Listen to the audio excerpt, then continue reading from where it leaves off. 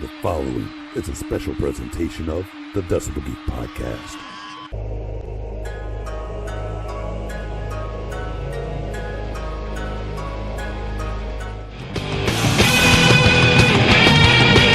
This is the Decibel Geek podcast with Chris Czynszak and Aaron Camaro. All right, welcome to the Old Time Guys Rock and Roll Show. Old times, good times. What a week it's been. Oh, Jesus. I'm Aaron Camaro. Chris Czynszak, are you still with us? Barely, but I'm here. People have been wondering, where were you guys last week? Well, I mean, we've got a hell of a track record over the years of not really missing a whole lot of weeks. I mean, over 9 years, I'd say our track record is pretty damn good, but last week was a killer. That's for sure.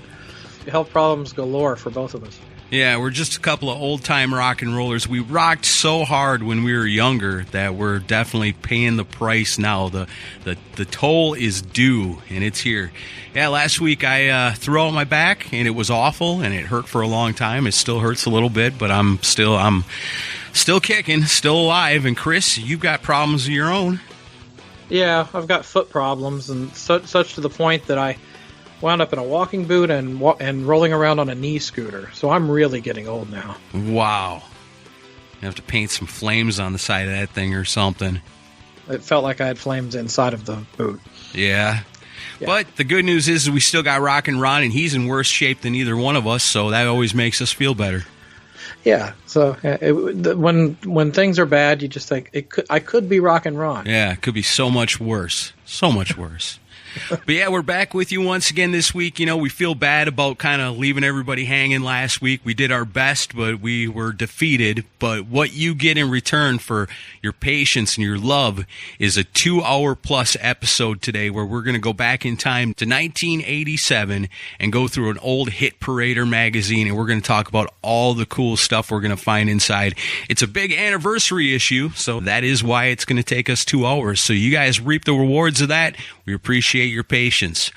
But before we get to all that, we've got to take care of our business. And you guys have been around us long enough to know that we just love reviews and recommendations. We love to get them from Podchaser, from Apple Podcasts. We like to get the recommendations on Facebook. However you want to give them to us, we'll take them.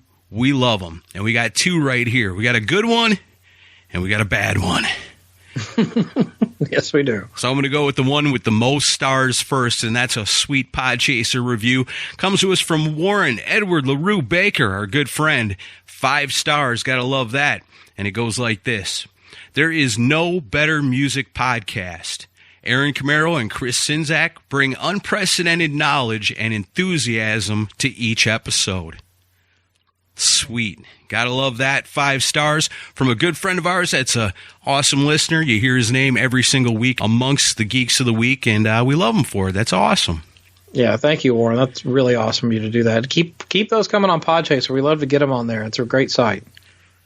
And then we got another one. This one doesn't have quite as many stars. It's entitled Not a Kiss Fan. It's an Apple Podcast review. Comes to us from 91Z28, and it goes a little something like this. Don't they have a separate show for Kiss? Come on, man. It's getting worse. 2 stars. Okay. Here's the deal with this. This is, as bad as that sucks, this is something that I can use as a really good example. You know, every single week we're here on Decibel Geek, we're always asking for reviews and recommendations, and they're really, really important because, you know, one, we always tell you people are looking for new podcasts all the time. They come across your awesome review. They go, Decibel Geek, that sounds pretty awesome. I'm going to give it a try. And the other big part of that is how these reviews and recommendations affect our standings in the ratings. So, for example, and this is a perfect example, this review came in on October 14th. So on October 13th, we, Decibel Geek Podcast, were in the top 10 all-time music history podcasts, which is a true honor. You know, we're honored to have that many reviews and recommendations and downloads. That puts us right up there in the top 10 with people like Dolly Parton and Robert Plant and famous people, which is very, very cool. on October 15th, we're dropped out of it. We're down to number 11. So when we get a review like this and it's only 2 stars, I mean, it hurts. It hurts us bad, you know? And we got people that love it and say, hey, we need more Kiss. We got people that say, hey, enough with the Kiss already. And there's some people go, hey, it's just right the way it is. You know, we actually hadn't done a Kiss podcast in its entirety in quite a while. So, and that was fun last week with Professors Matt Alschbach and Court Lewis, because they got the new book out, Kiss and Philosophy, and we wanted to talk about it and figured it'd be a fun time. And man, we got a crazy story out of court, if nothing else.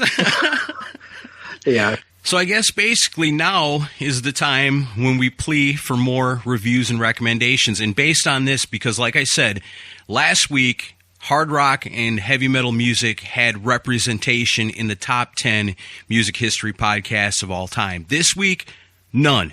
We're out. We're out. Just because of that one simple 2-star review, because they don't like Kiss, knocked hard rock and metal out of the top 10. You know, it sucks, man. We want to be in the top 10 again. So now more than ever, we love the Podchaser. We love the Facebook recommendations. But please get on Apple iTunes and leave us a great review with 5 stars to help pull us back up to where we like to be, where we feel like we're right up there with the rap podcasts and the country music podcasts and the trip hop podcasts that are all in the top 10, and we're representing because we're the ones that are closest to doing it. Takes one little bad review with 2 stars to knock us out. It's probably going to take a whole bunch of 5 stars to get us back up. So please leave us an Apple Podcast review. We really need it now. Yeah, get us back in there, because I don't think Dolly Parton's going to be doing a Quiet Riot episode anytime soon. Heck no, you're not going to hear her talking about Kiss, but, you know, some people like that. I'd love to hear her talk about Kiss. Me too. I bet she's met Kiss sometime over the years. That would be a photo I'd like to see. Heck yeah, that's a podcast episode I'd like to listen to. Dolly Parton talks about her time with Kiss. Yeah, she played keyboards on the Dynasty Tour. Stop talking about Kiss. Our reviews and our standings are at stake. Yeah, edit that out. Oh, man. Tough times this week. But, you know, what are you going to do? We carry on. We do what we do. We love our fans. We love our listeners. We love everybody that supports this show. Thank you for your reviews and recommendations. And thank you to the people that enjoyed last week's episode, our talk with Court and Matt, talking about the Kiss and Philosophy book. It was a lot of fun. True honor for me to be included on the back cover of that book. It's on sale now. And check out their podcast. I think, the Rock and Roll Professors? The Rock and Roll Profs? Yeah, Rock and Roll Profs, I think. Yeah, so check them out. Very cool guys. We thank them for coming on the show. And we also thank the most awesome people in the entire world, the people that went out and took that episode off of Facebook and took it off of Twitter. They shared it, retweeted it, all that good stuff. And you know what that makes them? Automatic, honorary Geeks of the Week. That's right. Geeks of the Week this week are Adam Cox, Rock and Ron Runyon, Decibel Geek TV, Simon Catt, Bach Oakovers and Fire Podcast, Kristen Schimbeck, Bill Elam, Matt Ashcraft, Samuel Wetz, Brant Cattell, Keith Rockford, The Bakery Podcast, Aaron Baker, Joseph Capone, Brent Tibbetts, James West, Shea Hargett, John Phillips, Julian Gill, Kiss Army Omaha, Rob Harris, Eric Luzier, Warren Edward, LaRue Baker, Mikhail Burrell, David Glenn, Christopher Stokes, Doug Fox, Chad Hill, Craig Turdich, Michael Baldy, Kiss FAQ, David Cathy, Eladio, Hakon Bergstad, Jay Shabluski, Ernesto Aguiar, JJP, Body of the Soul, Sean Cullen, Stickman, Vet Halen, Scott Crouch, and as always, the Mooger Fooger. That's right. Those are our people. We love them a lot. They love us too. That's why they do what they do. They share it, they retweet it, they help us get the word out there to other people that could possibly, maybe, leave us Apple Podcast reviews in the future. That's right. Please do.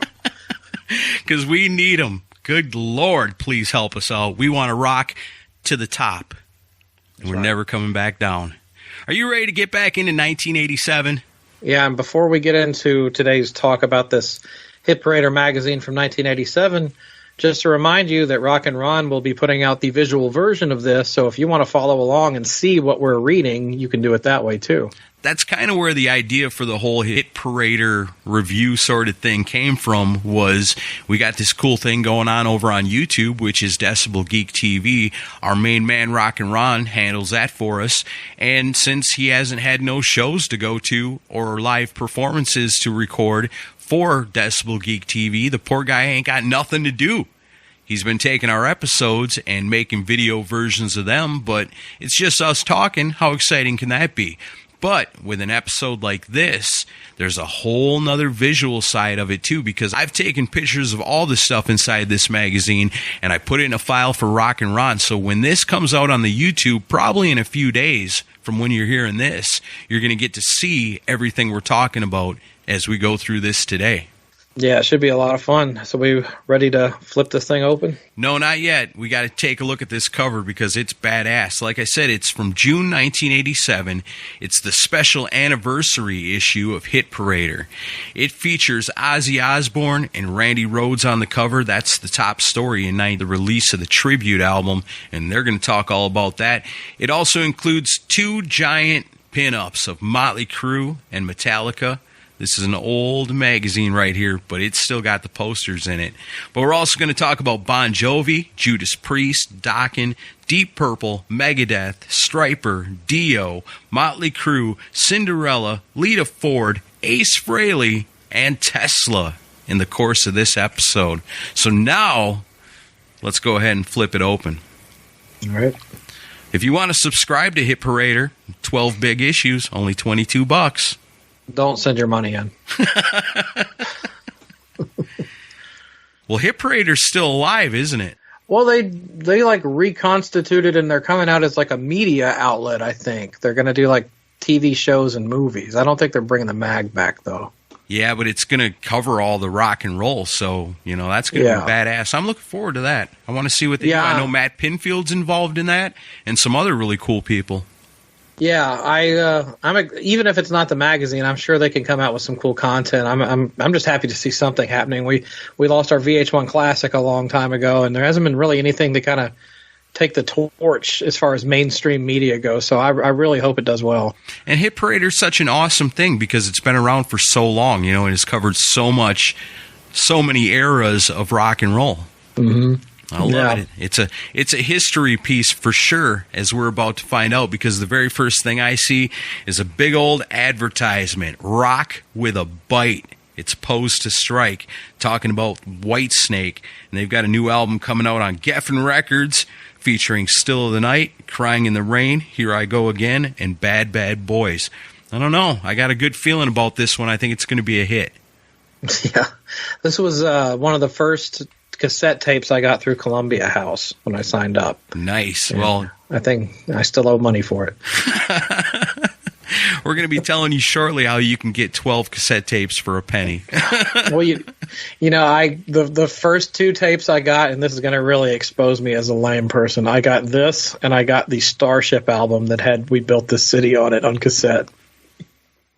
Nice. No, I thought you cut off the recording there. I'm sorry. I did. This show's I was over. a little confused back in those days. A little conflicted, I'd say. Yeah. Well, I still was a fan of pop music, so it was I kind of straddled between pop music and rock music. And Whitesnake, Here I Go Again and Still of the Night, they were pop songs too. Oh, yeah, for sure. I mean, they were changed. That whole band was changed to be that. Mm-hmm. I love the record. I still listen to this record. Oh, yeah. Some of those songs on there are timeless, for sure. Mm-hmm. I mean, shit, Here I Go Again, Still of the Night. You're going to hear those songs forever. Yeah, and John Sykes is great on it. Here's another thing I love about the Hit Parader magazine is all the awesome photos that are in this magazine. The cover photo with Ozzy and Randy Rhoads. I don't know. It doesn't get much bigger than this as far as rock and roll photography goes. It's the picture of Randy is taken by Niels. Damn it, I always have a hard time with this name. Zlozauer. Neil Zolzlauer. Close enough. He hung out with Michael Schenkner. Oh, yeah. And then the picture of Ozzy's taken by Mark Weiss. Yeah, he just put a book out. Those guys got so many good stories. Oh, sure. We should try to get Mark Weiss to come on. Yeah, either one of them would be awesome. Promise I'll practice saying his last name if we ever get him on it as a guest. Sounds good. I conquered my Schenker. I can do that too. Yes, you did. Up next, we got a big old advertisement for the new album from Autograph. Loud and clear. Also featuring the songs Dance All Night and Every Time I Dream, and the classic saying, if it's too loud, you're too old. I had no interest in this band back in the day. Did you? No. I mean, Autograph, what are they known for? That one song, Turn up the radio. I know I got friends that are big fans of this band, but I never really got into them. I don't know. It's just one of those things where I guess the older kids I'm hanging out with that are buying the music, because, we're pretty young in 87, it never came across my line of consciousness, I guess. Yeah, I didn't know anybody that really listened to them, but I've heard that they've got some great tracks, and me, I love slick melodic rock from that era, so I really probably should dive in and check this record out. And we were supposed to have Steve Lynch, the guitar player, at Rockin' Pod this year before it got canceled, so maybe I should check their stuff out more. Yeah, maybe we should all take a deep dive on Autograph one time. If you like Autograph, suggest something for us. Maybe we find us an Autograph expert and have him come on the show and explain it all to us. You think anybody has the Autograph poster autographed by all the members? Yeah, probably. Yeah. Not only is this a poster of Autograph, it is autographed by Autograph. It's just so confusing. It's a paradox within a poster. Yeah, it's a mystery wrapped inside a riddle inside an enigma. Well, you're really winning me over to Autograph with all this. I love it. I'm trying. I'm the new president of their fan club, apparently. That's cool, man. All right, so turn the page on to the next. This is a section called Roots. Each month, Hit Parader sojourns back in time with a noted rock and roll celebrity to find out about his early years. This month's time traveler is none other than that rockin' rodent, Steven Never Miss a Party Pearcy. That's a good photo of him. That is a pretty cool photo of him. I remember back in the day, I thought he was trying to be Paul Stanley. Yeah, I could see that for sure. Look at there, the pouty lips, the poofy hair. I could see him as being definitely influenced by Paul Stanley in a lot of ways. And clearly inspired by Marilyn Monroe, judging by this photo. Yeah, that's weird. I don't know what's up with that. Maybe Marilyn Monroe didn't die and she just became Steven Pearcy. What happens in Hollywood stays in Hollywood, I guess. But in the article, Steven Pearcy is going to talk about his love for racing, how he'd be doing that if his management would not have banned him from doing that. He says they're afraid he's going to kill himself, so they won't allow him to race, even though that's what he wants to do. There was a mishap which convinced Steven to turn his attentions away from the racetrack and towards the performance stage. When he was a kid, Steven Pearcy was in a bicycle accident and he broke both of his legs. Huh.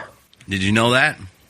No, but that tells me that racing is definitely not the way for him. Yeah, that's where the band and the management's going, no. Remember when you broke both your legs? Yeah, this would be way worse. Do you know I heard he had a twin sister that passed away like a year ago. Really? Yeah. Wasn't aware of that either. I love that they use his nickname here a couple of times, but for Never Miss a Party Pearcy, it's all in a day's work. Nobody called him Never Miss a Party Pearcy. I don't know. Apparently he wanted people to call him that, and he's pushing that nickname a little bit. Oh, brother. That's a terrible nickname. Yeah, it's used a couple of times in this article. Never Miss a Party Pearcy. It's too wordy. I'm Aaron, Never Miss a Podcast Camaro. Yeah, that doesn't work either. Yeah, he goes on to talk about some of the things that happened to him when he was a kid, but in the end he offers some good advice. Something I've always believed, even when I was a kid, is that you can do whatever you want as long as you do it well. I don't like doing things unless I feel I can eventually master them. That includes driving a race car or playing rock and roll. I'm the kind of guy who really doesn't go out looking for challenges. They just seem to find me. And when they do, I don't turn my back on them. That's Steven Pearcy. The more you know. Pretty cool. I know I saw an old concert poster the other day online. It was rad at Madison Square Garden with Bon Jovi opening for them. Wow. Yep. That's hard to imagine, but yeah, there was a moment there. Yeah, they were bigger than Bon Jovi for about a year, and then Bon Jovi exploded. That was before this magazine came out in 87. Yeah. Bon Jovi was huge by this point. By then. But Rat's still holding their own, right on the front couple of pages, there's Steven Pearcy. In case you didn't know, in 1987, Tama drums, they were made for metal. You can just ask Dave Holland, Vinny Appice, or Wild Mick Brown. They'll tell you. I'm not asking Dave Holland anything. Especially now. Yeah, these are always fun to look at in retrospect. Let's see. Flip the page. We got a full-page advertisement from MCA Records for the new album from Andy Taylor entitled Thunder. Now, is that the guy from Duran Duran? It is. That's pretty cool. Have you not heard this? He was always the part of Duran Duran that I liked. I always felt like if they would have let Andy Taylor shine a little bit more, they could have really, really been one of my favorite bands. Well, Thunder's a straight-up hard rock record. It's pretty good. I got to check that out. I don't have that one. I've got a different Andy Taylor album that's pretty hard rock and that I dig. And Steve Jones from the Sex Pistols helped produce this one. Oh, yeah, that's right. Right there on it. That's pretty cool. Yeah, it's a good record. I like it. This is basically what we're looking at is the rock and roll internet of 1987. Yeah, pretty much. This is how you find out about new albums coming out. This is where you find out about the crazy inside stories. The only difference is it came in paper form, and by the time you got it, the news was already about a month old. Pretty much, and sometimes completely made up. Well, with that in mind, let's move on to the Information Center. All right. There's some interesting stuff going on in 1987. You may know by now that Quiet Riot and vocalist Kevin Dubrow have gone their separate ways. But the real story is how this parting took place. It seems that after the last gig on the band's QR3 road tour, they simply packed their bags and headed home on the tour bus, leaving Kevin asleep at the hotel. "I couldn't believe it," said a startled Kevin, whose unpredictable behavior was given the reason for the split. "I woke up, went downstairs, and everyone was gone. I felt like such a jerk. After all we'd gone through, for it to end like this was incredible." Pretty wild right there, man. Quiet Riot's just going to leave them back at the hotel and head on home. Well, I mean, Kevin Dubrow had a reputation that preceded him, so and that's just what we heard publicly. I imagine he was a pain in the ass to deal with on a daily basis for those guys. Yeah, I mean, once the tour's finally over, I mean, you got to hand it to them. At least they made it through the end of the tour. But if Kevin's the reason, and it says right here, his unpredictable behavior, if that's the reason for the split, yeah, I could say, well, my work here is done. I'm going home. Fuck you guys. Yeah, well, I mean, there's been a lot of bad stories, especially like in the early 2000s, before he passed away. Especially in the Metal Sludge days, there was quite a few stories about Kevin Dubrow being just a real big pain in the ass. And we lost Frankie Vanali a few weeks back, and Kevin, before he died, though, it seemed like he had kind of, I'm not gonna say had a come to Jesus moment, but it seemed like he had finally kind of personality-wise gotten on a more stable path. So yeah. I'm hoping things got in better order for him, but obviously the drugs took him down. You can't do cocaine like you did when you were 25, when you're 50. And isn't that how it went? That was the way I heard it, was that, he'd actually cleaned up for a long time, and it's the classic story of the old party guy, hasn't done cocaine in years, decides to sniff a couple lines one night for old time's sake, and it kills you. Yeah, you're not wired for it anymore after that. No, that's like Mr. Perfect, Kurt Hennig. I think that was the same thing.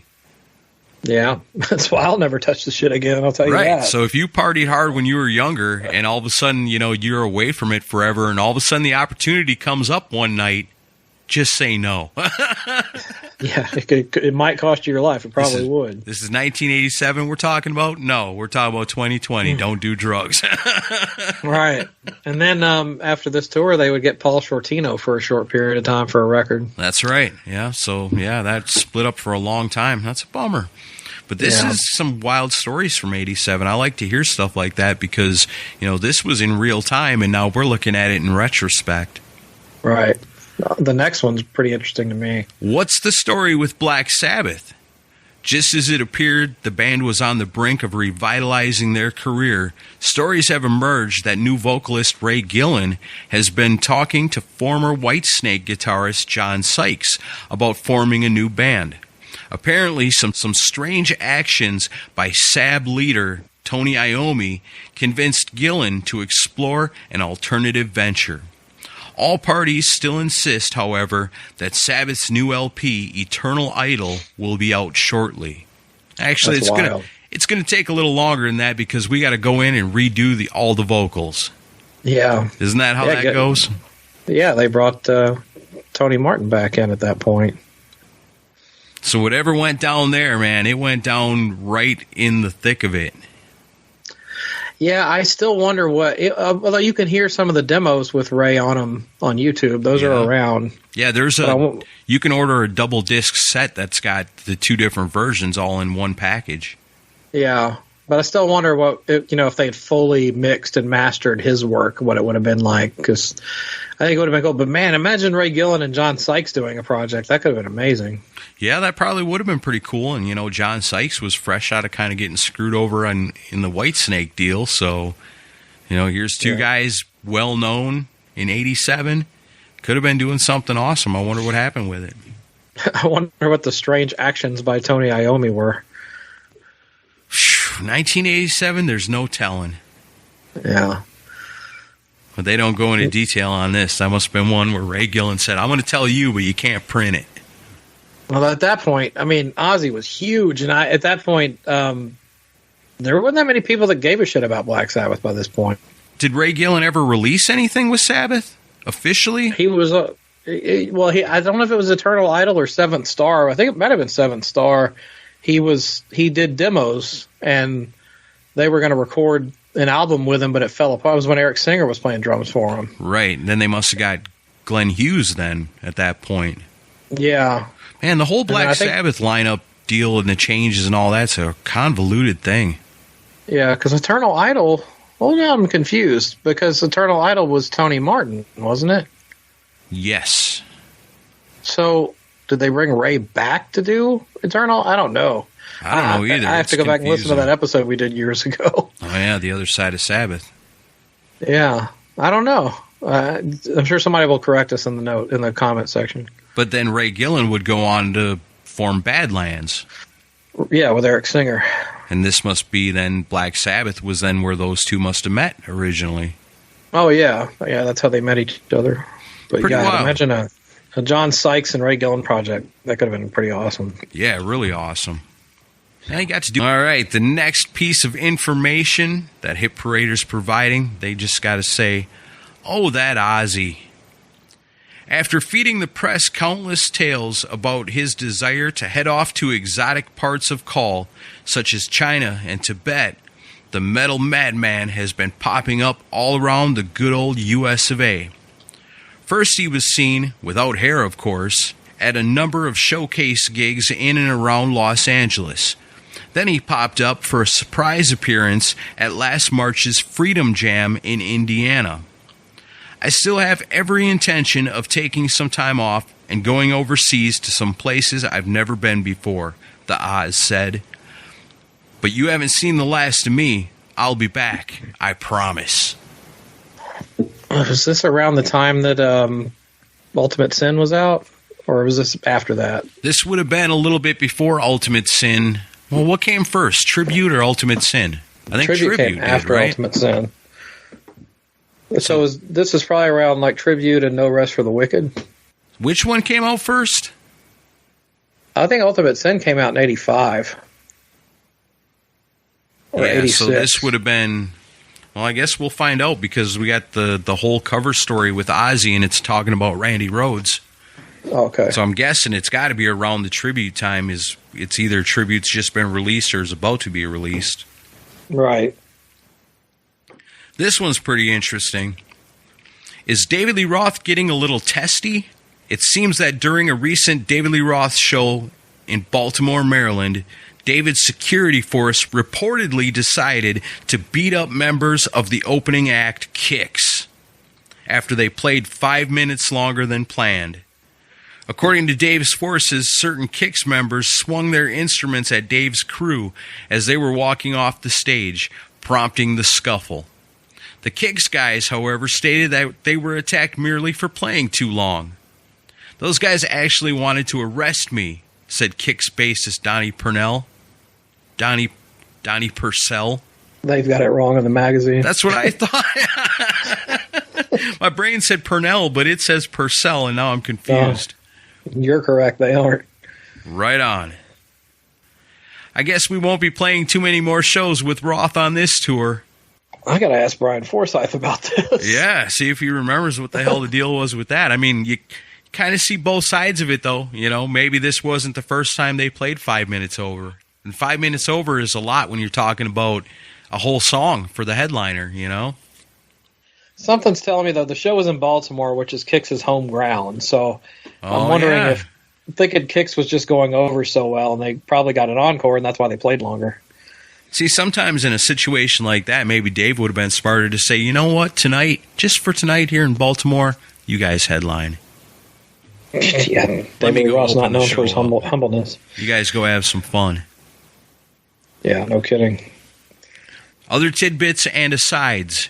Is Europe looking for a new lead guitarist for their American tour? Is Billy Squier thinking about recording a new LP before venturing out on the tour trail? Has Dokken decided to harden their approach in order to reach Platinum Paradise? Is Wasp's Blackie Lawless so upset over the performance of the latest LP that he refuses to talk to the press? Is Judas Priest considering a mini U.S. tour to support their new live album? I guess the answers to all these questions will be next month. Yeah. But this is awesome. What a great way to kick off the magazine. The very first interview in here from Andy Setcher of Hit Parader, Ace Frehley, back on track. Cool picture of Ace Frehley looks like hanging out at his lawyer's office. Yeah, he's got a big encyclopedia section behind him, it looks like. Ace Frehley is rock and roll's mystery man.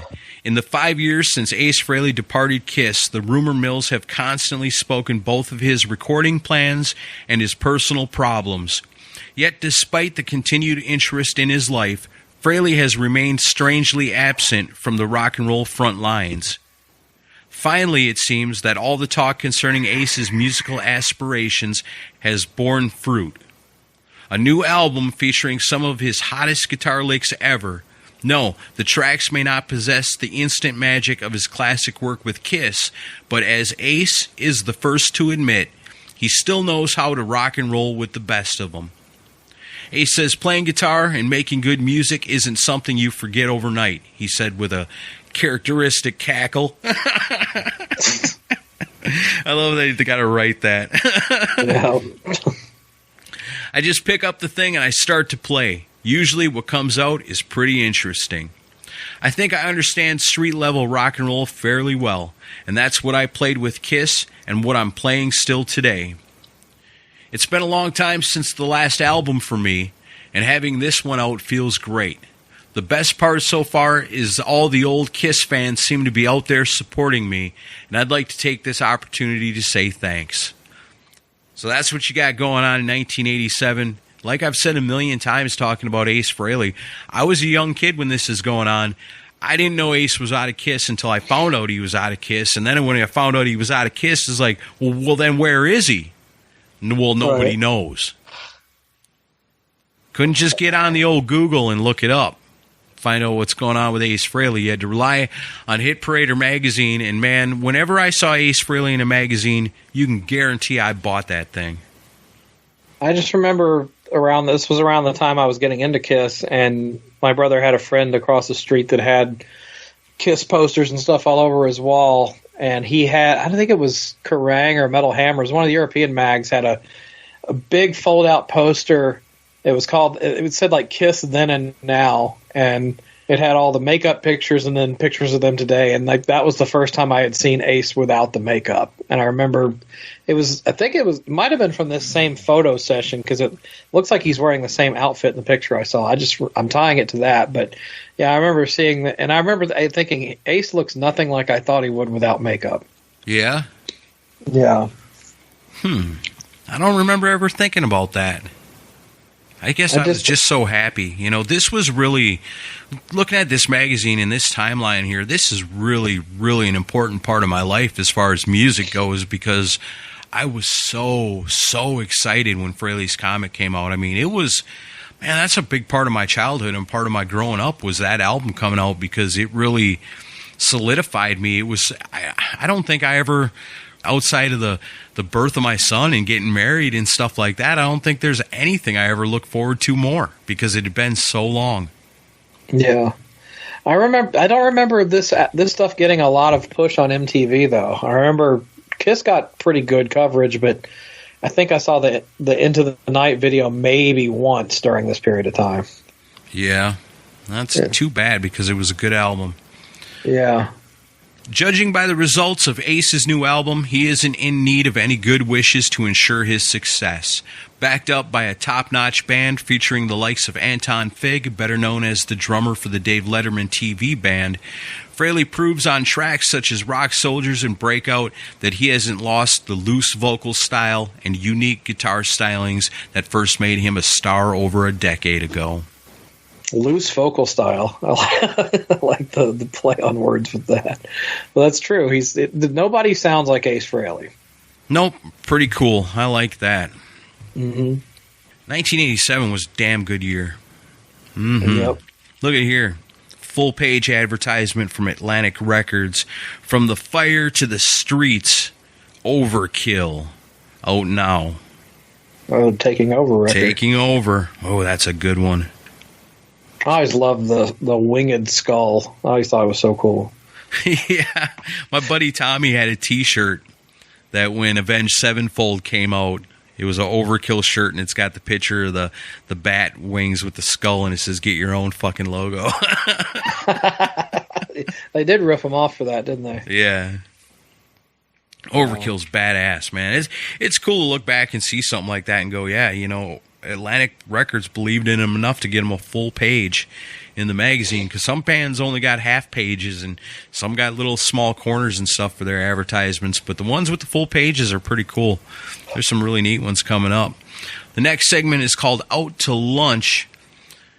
Does food really make the man? Each month, Hit Parader finds out by taking metal's biggest stars out to lunch. This month's lunch munchers are those wild and crazy guys in Megadeth. They got Chris Poland, Dave Mustaine, Gar Samuelson, and, of course, Dave Ellefson. Talent-wise, this might have been the best version of the band, in my opinion. Yeah, so good. Classic era. What's thrash prodigy Dave Mustaine's philosophy on life and Megadeth? Well, it's to have fun, get away with as much as I can while I can. Mustaine is one of metal's most interesting personalities. Behind the macabre lyrical poetry and the quasi-melodic thrash of his music, there's a very intelligent guy with a clear and accurate vision of what he wants to accomplish. Hit Parader asked, Megadeth is a pretty intense name for a band. How did a nice boy like you think of a moniker like that? And Dave says, Megadeth represents the annihilation of power. We spell the name phonetically because the meaning to us is the same you get out of a dictionary. It's a hypothetical body count after a nuclear fallout. It's 1 million deaths, and we want to leave our audience shell-shocked wherever we go. I just thought they couldn't spell. Hey, Junior, how do you spell Megadeth? I don't know. Did you know Dave Mustaine was a Jehovah's Witness growing up? Yeah, well, I've read his book. Yeah, I've got his book actually here behind me. But yeah, he had a weird, fucked up childhood. Yeah, they ask if making trouble is part of his nature. He says, I've always gotten a kick out of defying authority. Just wait, we want to name our next album The Second Coming of Christ. Oh, boy. That never happened. He should have just answered, ask Lars and James. Yeah. Well, does this say what they ate? Recently, Out to Lunch had a chance to chatter with the real Dave Mustaine over hot dogs, brandy, and tortilla chips during a party in Megadeth's honor held at Sam's Bar in L.A. Okay. Quite a spread. Hot dogs and brandy. Yeah, that goes together like peanut butter and cabbage. Jesus. All right. The money hadn't quite rolled in for Megadeth in those days. Well, they were spending it all on brandy. And heroin. All right, next feature is, since this is a special anniversary issue, you get a history of Hit Parader, which is pretty cool. I mean, Hit Parader really, truly has been around forever. I feel like I'm giving away a whole lot of trivia for upcoming episodes of Beat the Geek, but do you know what year Hit Parader was founded? According to this, 1942. Oh. I forgot. Is that real, though? Yeah, 1942. They've really been around that long? Well, yeah, because Hit Parader was like the original. I didn't know they were that old. I mean, look at the picture. It's 10 cents for a copy of it. But I didn't know if this is like a fake cover or something. No, I don't think so. It says right here in the article, 1942. Little did the reader of the first Hit Parader in 1942 realize that some 45 years later, Blackie Lawless would be on the cover. No. The little and he song. He was around to buy the first copy, right? Oh, yeah. Hit Parader originally started out as lyric sheets. Ah. So you know how Hit Parader's known for having the lyrics in the back? That's a holdover from the classic era. So when you'd hear songs on the radio, but you didn't have albums back in 42, or you couldn't afford albums, but you knew the songs off the radio, you pay 10 cents to get the lyrics. And that's how Hit Parader began. Little did they know that little song sheet that they were holding would eventually evolve in America's leading heavy metal magazine. Heck, if those hep cats back in the middle of the big band era had even envisioned the likes of Motley Crue or Ozzy Osbourne, odds are they would never have attempted to reproduce. Let alone spawn the rock and roll generation. Yes, Hit Parader has come a long way in the last 45 years. From the 12-page booklet featuring the latest hits of Glenn Miller, he was a band leader, kind of like Blackie Lawless, with a crew cut and horn-rimmed glasses. Yeah, exactly the same. To the 96-page Bible of hard rock that it is today. Yes, we know you're reading this and saying to yourself, who the hell cares? Well, the answer is we do, so shut up and keep reading.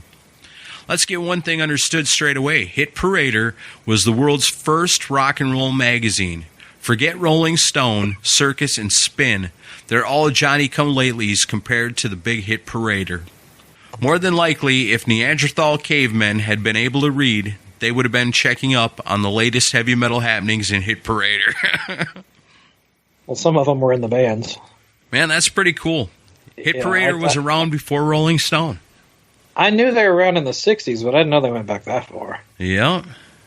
That's wild. That's pretty neat, man. And that's why I think it's even so important today that they're kind of revitalizing the name and doing what they're doing to bring it back, because, I mean, Hit Parader is a part of history. It really, truly is. The very first rock music magazine.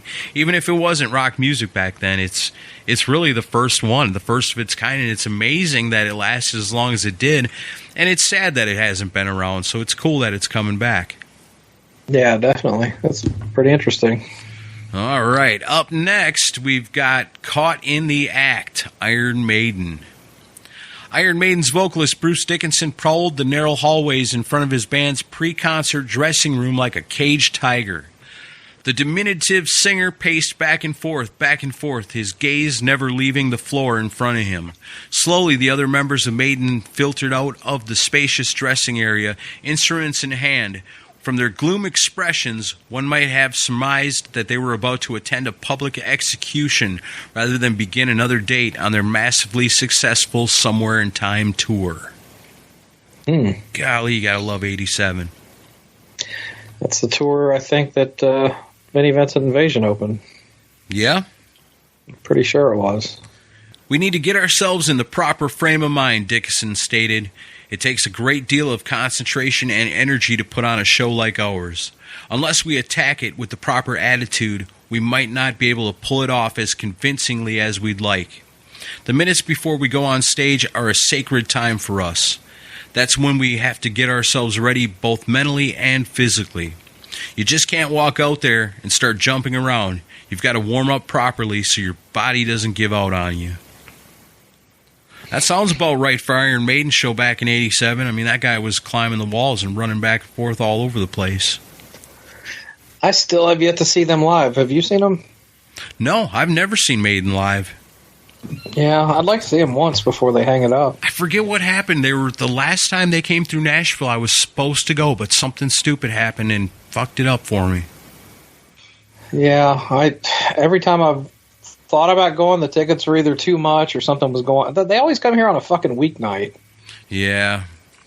It's hard to party Maiden style on a weeknight and then get up and go to work the next day. Yeah. We sound like such middle-aged dads. I know, we are. You know, hey, we were alive when this magazine came out. Damn it! I didn't latch on to Maiden until way later. I mean, I liked "Wasted Years." I loved. I thought that was an amazing song, and I like "Number of the Beast" and I liked "Run to the Hills," but I never fully latched on as a fan. To this day, I'm not like a super fan. I love what I like. I love, but I've just never been like a massive Maiden head. Yeah, see, I always loved Maiden, and to me, it was all started with the albums. When I'm into Kiss, and I'm looking at my Uncle Bruce's albums and Maiden's in there, I went from Kiss to Ozzy to Maiden because of the album covers. Because after I knew I wanted the Ozzy, and I'd already gotten all the Kiss. Once Kiss was done, it's like, okay, what else is there?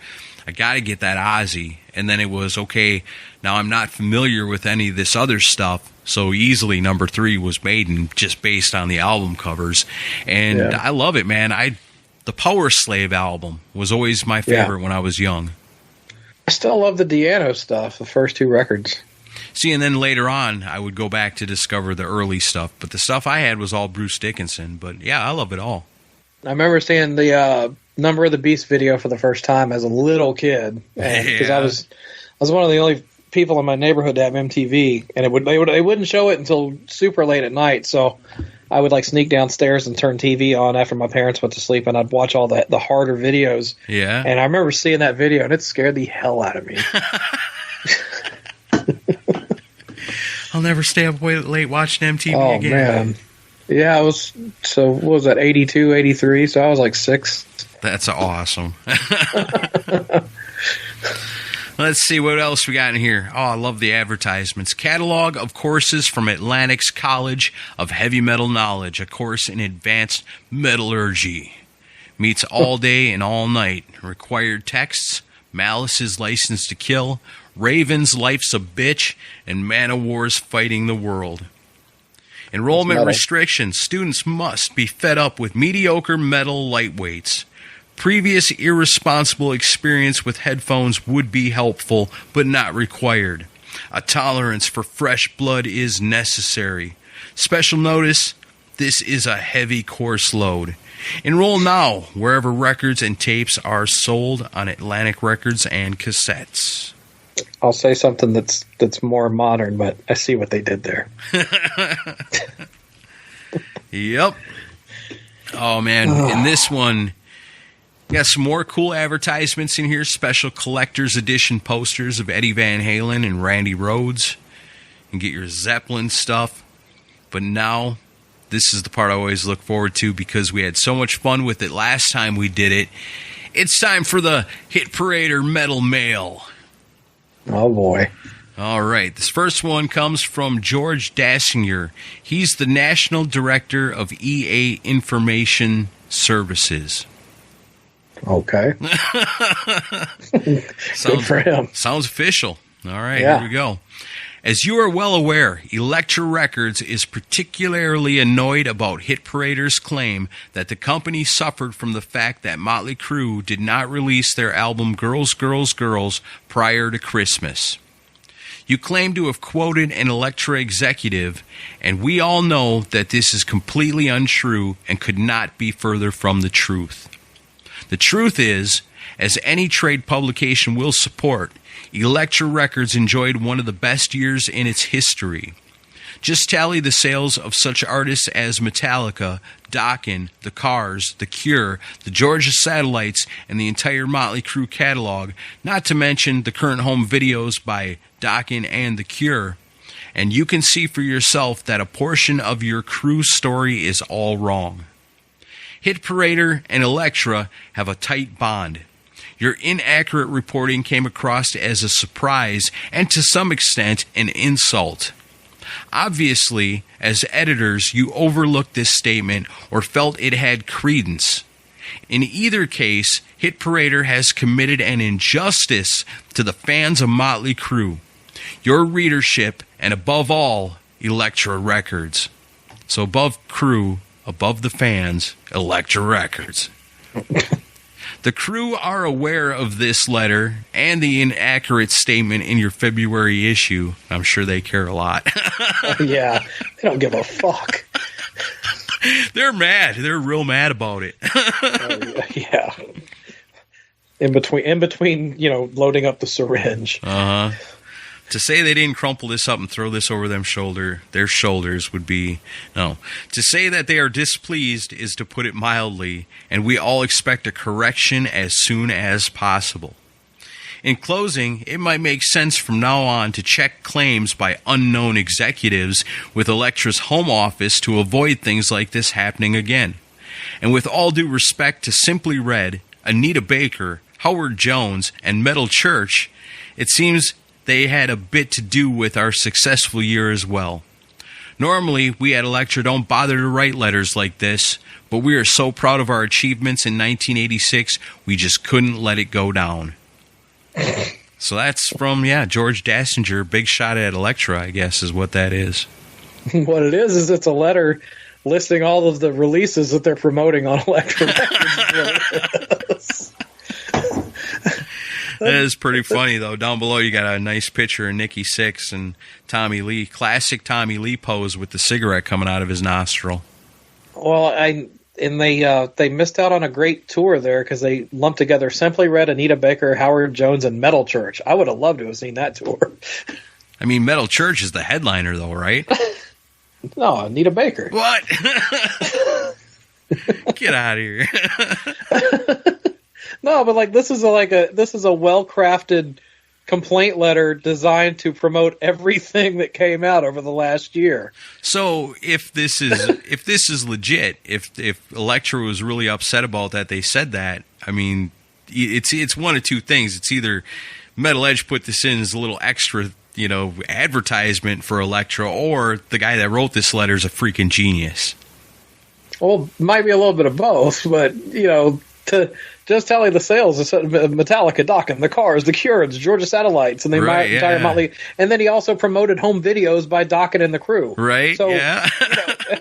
And then at the end, promotes even more artists. So it's more of an advertisement than anything. Pretty slick. And then Hit Parader prints it, and there you go. Now you got all this information about new albums coming out on Elektra. Yeah. It's just it's probably all bullshit, and they had buddies at Elektra going, "Hey, can we make it look like we're bitching about something to promote all of our acts?" Right. Hey, listen, we forgot to put in the little article about Motley Crue last month, but we're going to make it up to you. We're going to write up this letter, and it's going to be great, and it's going to have the names of all your stuff in there. Yeah, I need to go on Facebook and see if George Dassinger is a real person. All right. Well, here's another interesting one here. That's it's not a fan letter to Hit Parader. But it goes like this. Methinks you dildos are the most pathetic excuse for a rock mag.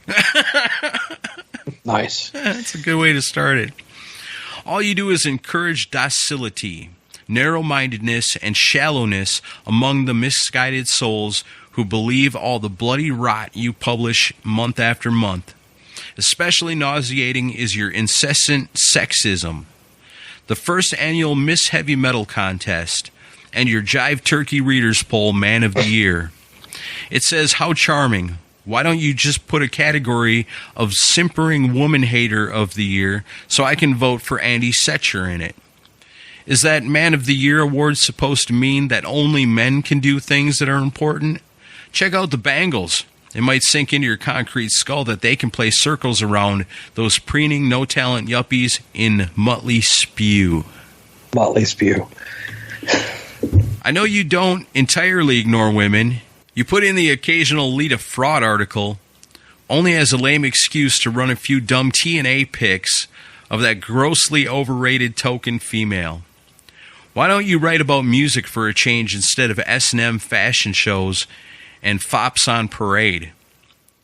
I've tried not to use too many multi-syllable words because I know you have trouble with that sort of thing. And you wouldn't want to strain your brain now, would you? Get a big person to help you. And that's from a dude. It's from Steve Stucca in Dover Beach, California. I'm gonna venture a theory on this one. This was written by a time traveler from 2020. Yeah, it sure sounds like it, doesn't it? Oh, my God. Well, if they'd have known that, they'd be really upset because they know a little bit further up into the magazine there's some sexy Lita Ford pictures. That's how you sell magazines. Yeah, I guess, especially in 87. I mean, well, no, because that shit don't ever change.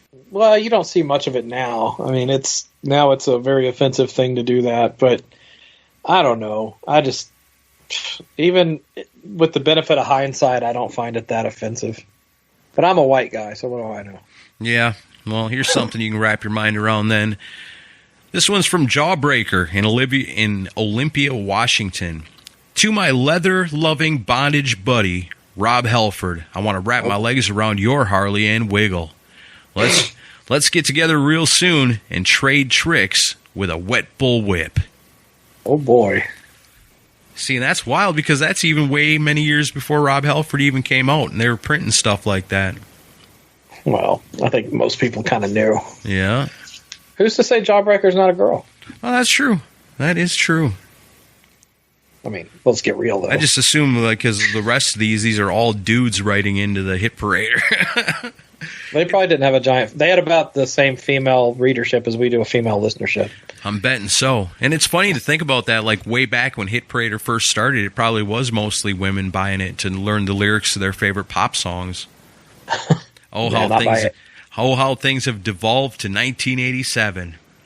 Yeah, it's funny reading these letters, though. Why do you think Yngwie Malmsteen and Eddie Van Halen are the best so-called guitar players? Try buying one of CJSS or Chastain's albums. David Chastain is the best. I should know. I take lessons from him.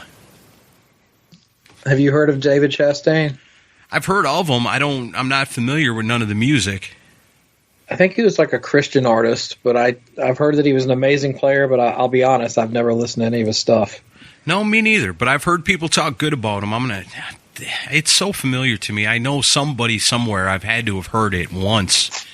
Like somebody had a cassette probably in 87. Yeah, I have friends that listen to him, but I've never given it a shot. I'd be interested in knowing if any of our listeners are Chastain fans and what do they think. I mean, this guy's putting them up against Yngwie Malmsteen and Eddie Van Halen. Yeah, it must have been good. Here's a fun. Iron Maiden never gets credit for their axemen. Dave Murray and Adrian Smith may not be the most popular guitarists, but they are a hell of a lot better than most guitarists.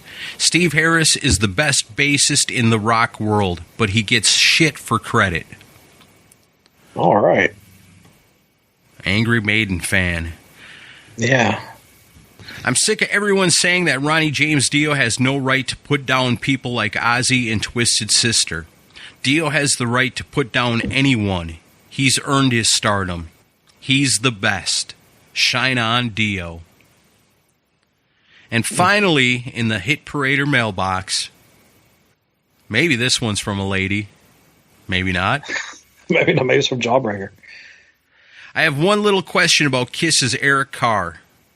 Does he get good mileage? I'd really like to know, because I want to drive him. Wow. Waiting for a joyride in Ellicott City, Maryland. He may look like a little boy, but he's built like a man. Oh, all right, out of the mailbag, back into the featured articles. Here's a good one about Metallica. Power metal masters put tragedy behind them and forge ahead.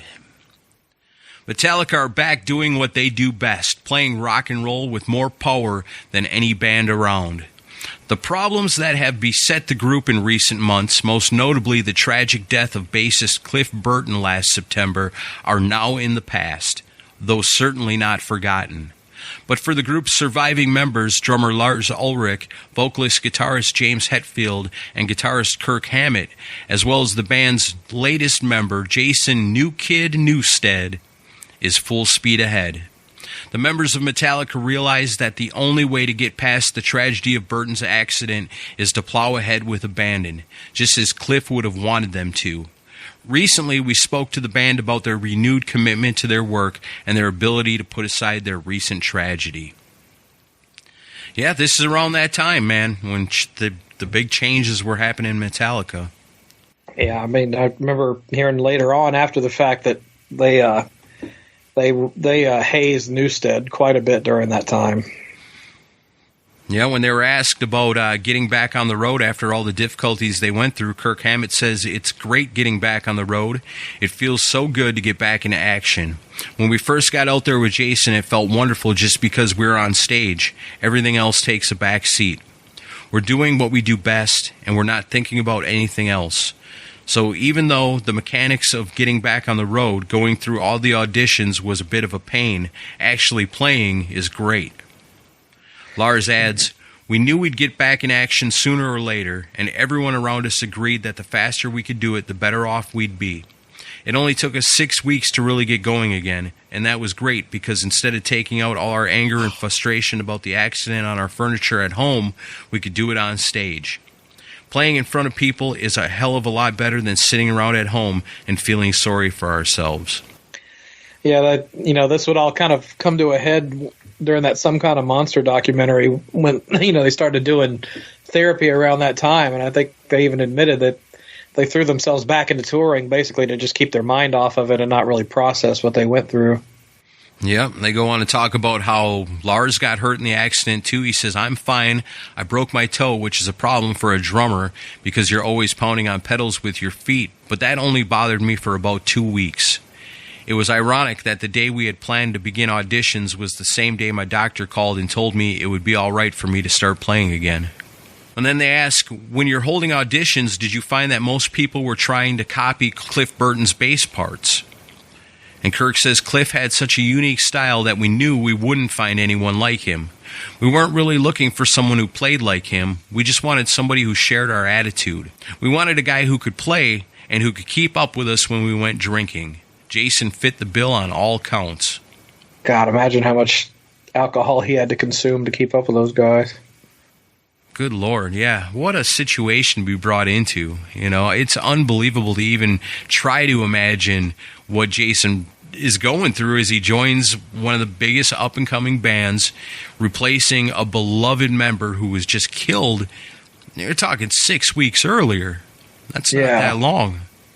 Yeah, they threw themselves back into it, and like I said, they made his life hell for the first year or two, from what I've heard in interviews, and mostly because they were taking their grief out on him, which is kind of unfair to him. But that guy hung in there and definitely rolled with the punches. Yeah, here's an interesting question. From a mental point of view, has it been strange going back on the road considering the accident happened while you were asleep on your tour bus? Do you ever worry about traveling? I don't know if I ever really thought about that before. After being in an accident like that, getting back in a bus and trying to sleep, I mean, that's got to be kind of tough. Yeah.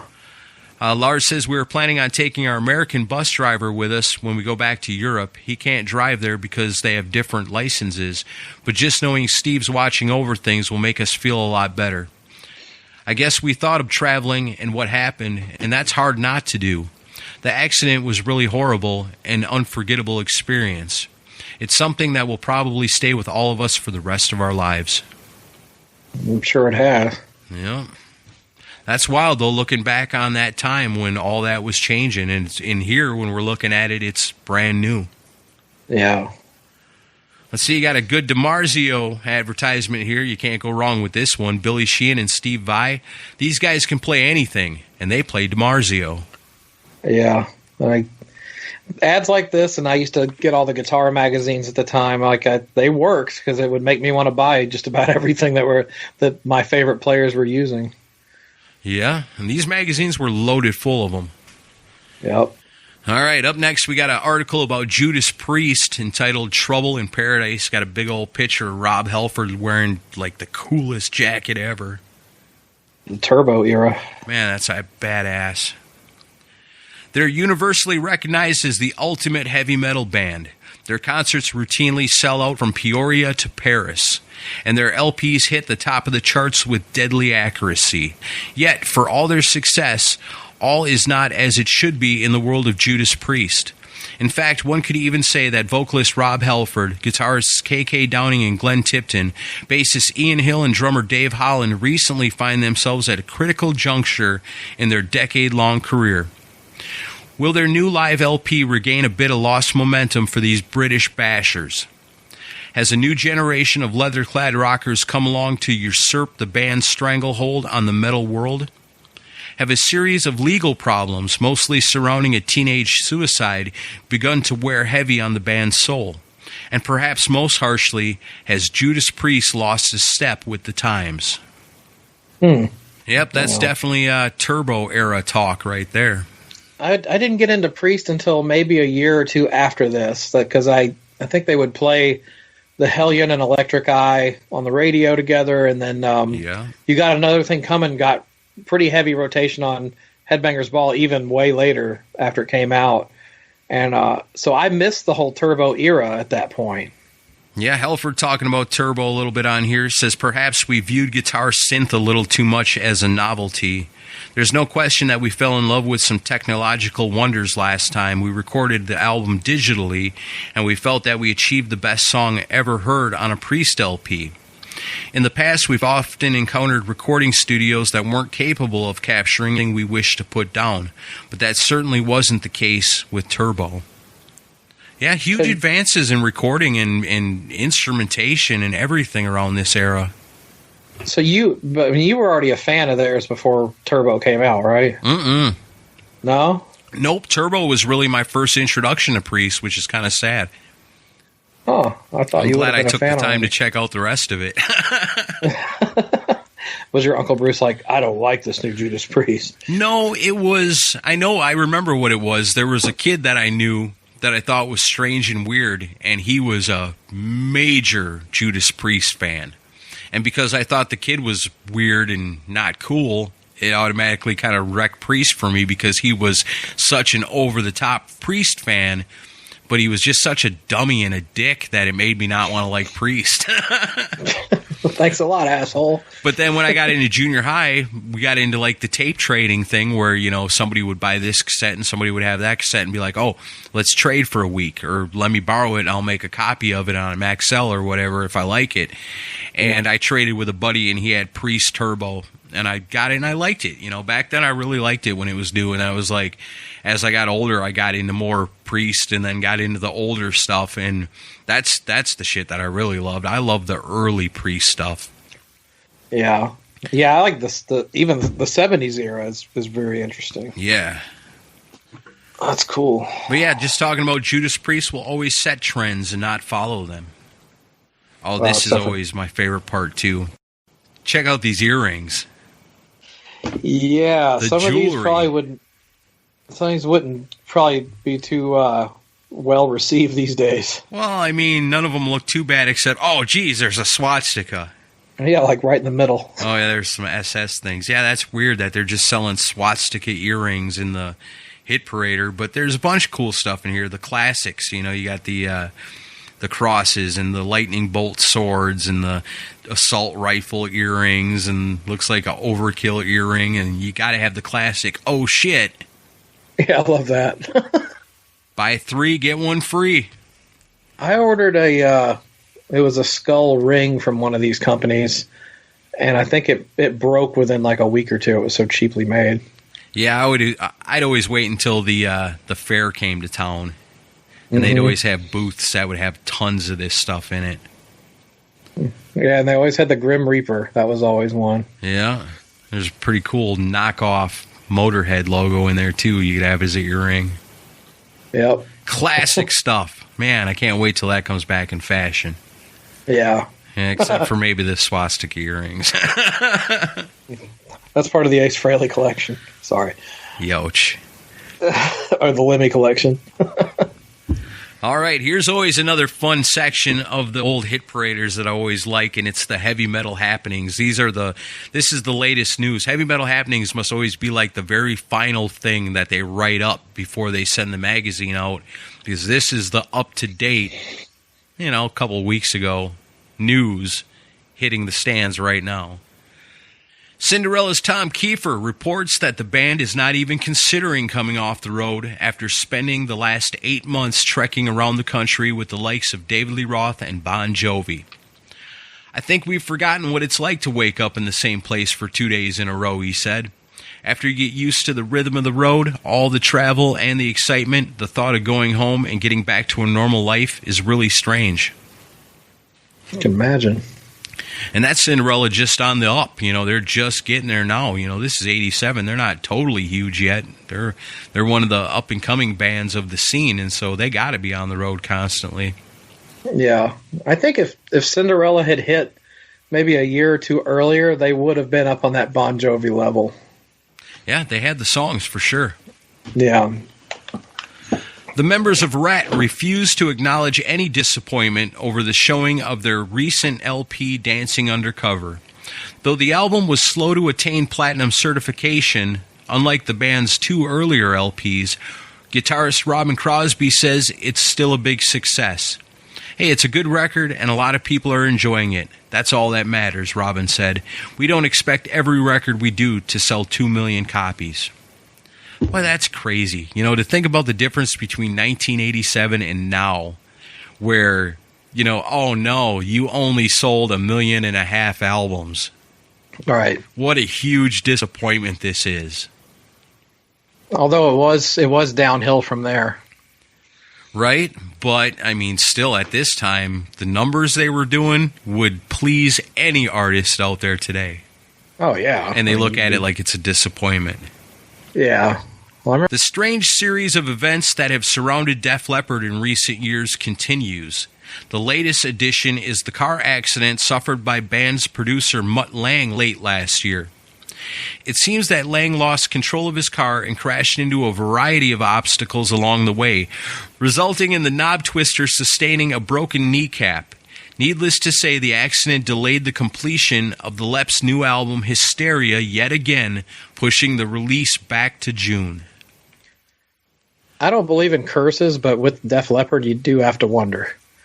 And I do remember that from that time where people were looking forward to Hysteria, because this is really right when I'm right into the music. Now I'm buying Hit Parader magazines and stuff like that, and looking for Metal Edge and anything I can get my hands on to learn more about these bands that I'm just discovering. And I remember Hysteria being a big deal for a long time before it came out, and not really knowing that it was because it kept getting pushed back and pushed back. And this is where Ian Wadley steps in and goes, God was even trying to tell you guys, take it up, take a break. It's over for Def Leppard. You'll never be as cool as you once were. And I love that instead of just calling him producer, they call him the knob twister. Knob twister, yeah, that's great. Really trying to find adjectives. Nasty reports emanating out of L.A. have described some very bizarre behavior on the part of Motley Crue's Nikki Sixx. When Heavy Metal Happenings confronted Motley's bass beater about the charges, he only laughed and called them a total crock of shit. We certainly hope so, because some of the activities described are not only dangerous, but life-threatening. And then he died 6 months later and came back. Right. So, you heard you've been doing drugs. Oh, that's a total crock of shit. Now, excuse me while I go do some drugs. Yeah, I got to meet this guy around the corner. I'll talk to you later. And here we go, wrapping it up. This is the letter of the month. Dear Andy, I used to be a real heavy metal fan. My walls were covered with pictures of Led Zeppelin, Kiss, and Deep Purple. I'm 19 years old, and maybe metal has passed me by, but I can't seem to get off on any of the music anymore. Sure, I still buy the new Kiss and Purple albums, and I like some of the stuff that Iron Maiden and Judas Priest have done recently, but so much of what's happening in metal today seems like nothing more than sick theatricity to me. Theatricality? Theatricality? You're on your own on this one. Seems like nothing more than sick theatricality. Theatricality. That's what it is. Okay. Theatricality. What's the story with black metal? Those guys can't be as weird as they seem. And what about all this wimp rock, like Bon Jovi posing as metal? Where have all the great metal bands gone? And that's from Mike R. in Miami. And Andy answers, he says, the fact is that the great metal bands haven't gone anywhere. Not only are legendary units like Purple, Kiss, and Priest still cranking out quality product, but younger bands like Queensryche, Metallica, and Dokken have come along to carry the metal gauntlet to new heights. You don't like black metal? Don't listen to it. You think Bon Jovi's a wimp? Don't buy his album. Just remember that 4 million people have already bought it. Maybe you have let metal pass you by. It sounds like you're just a little bit jaded to me. Everybody's got their different flavors, but it's interesting to look back at a time when, somebody's saying, what's the story with black metal? Like, it's something new. Like, this is mayhem time. People are just kind of hearing about it. Yeah, but there was not going to be a mainstream success for black metal. No. Probably not. I love this next page, man. It's a full-page advertisement for the Suicidal Tendencies. The second invasion has begun. Join the army on LP, cassette, and CD. What awesome artwork is that? This inspired me. I used to have this when I was younger, but I don't have it now. And when I was going through this magazine looking at the pictures, I was like, you know what? I'm going to go on eBay and see if I can find it. And I ended up ordering 2 old school Suicidal Tendencies CDs. Oh, that's cool. I love the artwork on that one. I might get that full back tattoo. You're going to get that as a back tattoo? Yeah, that'd be awesome, huh? Wow. Suicidal tendencies. I wonder what your wife's going to say about that. Oh, she's going to love it. Oh, yeah. All right, here you go. Seize 12 heavy hitters for a penny. Heavy up on the heavy metal with Columbia House Records and Tapes Club. I used to love these in the magazines, to look at them, and I'd go through and I'd cross off the ones that I wouldn't want. Right. And then circle the ones that you really wanted. But this is cool because it's featuring Stryper, To Hell with the Devil, AC/DC, Who Made Who, Ozzy, Ultimate Sin. So yeah, you were right. Ultimate Sin is definitely out by this point. Yeah. Also got Metallica, Master of Puppets, Rat Dancing Undercover, and Europe's Final Countdown. But there's all kinds of cool albums in here. I could easily pick out 12. I had that Final Countdown cassette, and I used to listen to the shit out of that thing. That album has not aged well. Which one? The Europe, the Final Countdown. Oh, no. That was such a huge song, though, and it's still huge in, like, commercials and stuff. If you want to watch one of the most cringe-inducing videos, watch the video for Rock the Night by Europe. Oh, my God. They're, like, acting super excited, and it looks like they're at an Applebee's or something, partying it up. It's so stupid. Well, it was probably the first Applebee's they'd ever been to. That's true. Maybe they really were that excited. I don't know. Like, oh, we can get quesadillas here. Rock! Here's another favorite feature of mine in the Hit Parader magazines from back in the day, and it's fun to see if these bands made it or not, but Pick Hit. So where they always like showcase some up-and-coming artists, some fresh blood from 1987. And one of the bands on here is a band we all know and love from Canada, Brighton Rock. Yeah, that's cool. They are Canada's latest metal mavens. Visually, the members of Brighton Rock fulfill every preconceived notion one might have about a Canadian hard rock band. They all sport bouffant hairdos and wear pants tight enough to cut off their circulation. But while this Nova Scotia quintet's appearance may be somewhat cliche-riddled, their debut LP, Young, Wild, and Free, shows that musically they have something quite original to say. Yeah, they didn't really get the success they probably deserved back in those days. No, but at least here in 2020, even though they're not around anymore, basically because of 2020. Yeah. At least we've heard of them. The other band is called Diamond Rex. I remember this band's name, but I don't think I ever heard any of their music. Bizarre Bashers from Chicago. Heavy metal has always been a place where society's misfits, outcasts, and head cases seem to find a home. That's never been more true than with Diamond Rex. And that's with 2 X's. Of course. A Chicago-based glam metal outfit who have taken the shock rock school to the outer limits, rallying around the blood-curdling vocals of Nasty Habits with S. St. Lust on guitar, Johnny Cotone on drums, and a dude simply named Andre on bass. Diamond Rex are one band who certainly play the rock and roll game by their own rules. I don't know shit about Diamond Rex. Looks like they know a lot about Maybelline and Aquanet. As was par for the course in '87, man. They wouldn't be in this magazine if they didn't look like that, I bet. Yeah, this is the ultimate and cliche stereotype look. Yeah. Whew. Well, on to the next page, we get another one of these awesome full-page advertisements, and this one's for one of my all-time favorites. Lizzie Borden returns after the success of Menace to Society with a special new mini-album, Terrorizing. They didn't call them EPs back then, they just called them mini-albums? I guess they didn't think EP sounded cool enough. I guess not. That's what it is, though. It's an EP. Yeah, it's totally an EP, a mini-album. Featuring guest appearances by Joey Vera of Armored Saint and Betsy of Bitch on Metal Blade Records right now, 1987. Get your brand new Lizzie Borden. It's a cool picture of him. Super cool picture. It's the album cover. All right, here's something I know you got to be familiar with because you're such a guitar nerd, and it's in every magazine from this era, and this guy is, you can find his picture in every magazine that's rock-related that's coming out in '87, and I'm talking about good old Doug Marks from the Metal Method Guitar Lessons. Yep.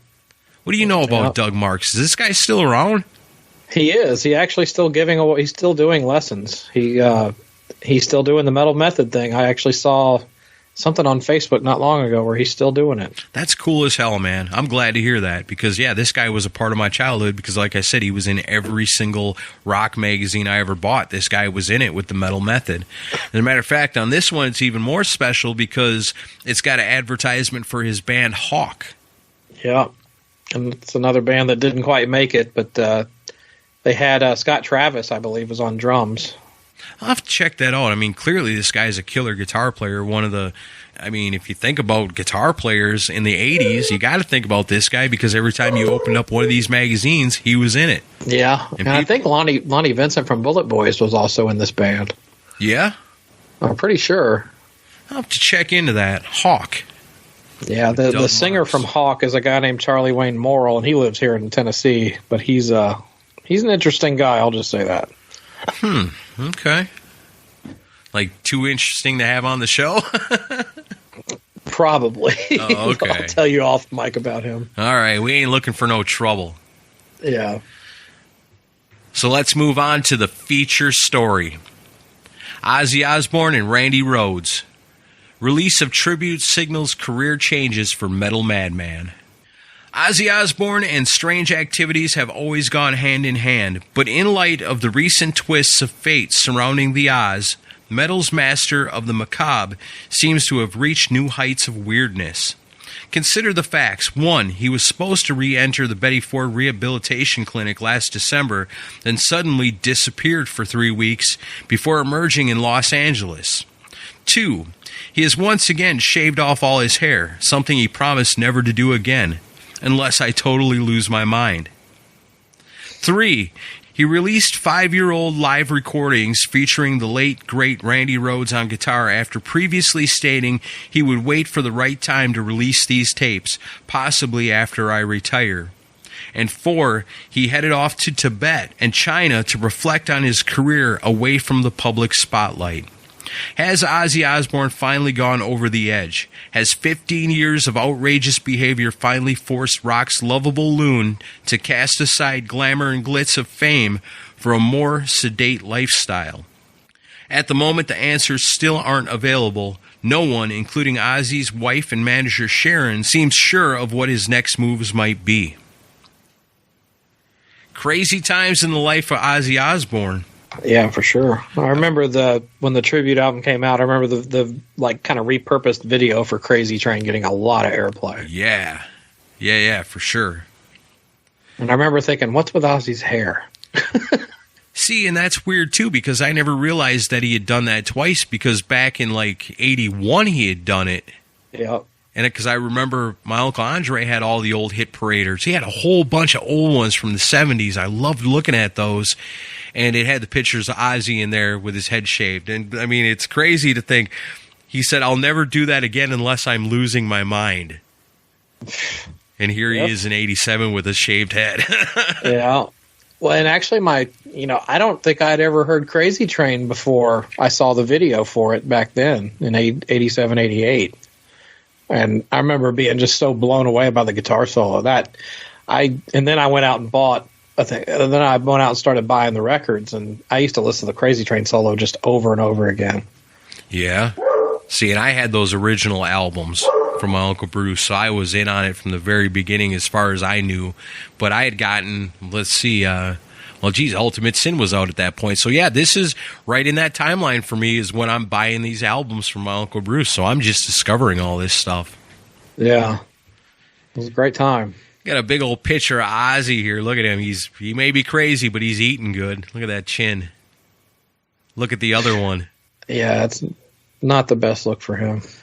No, back then he had the poofy hair and he's kind of chunky and, yep. Sharon was still chunky too. Yeah, I got a good picture of them together in there also.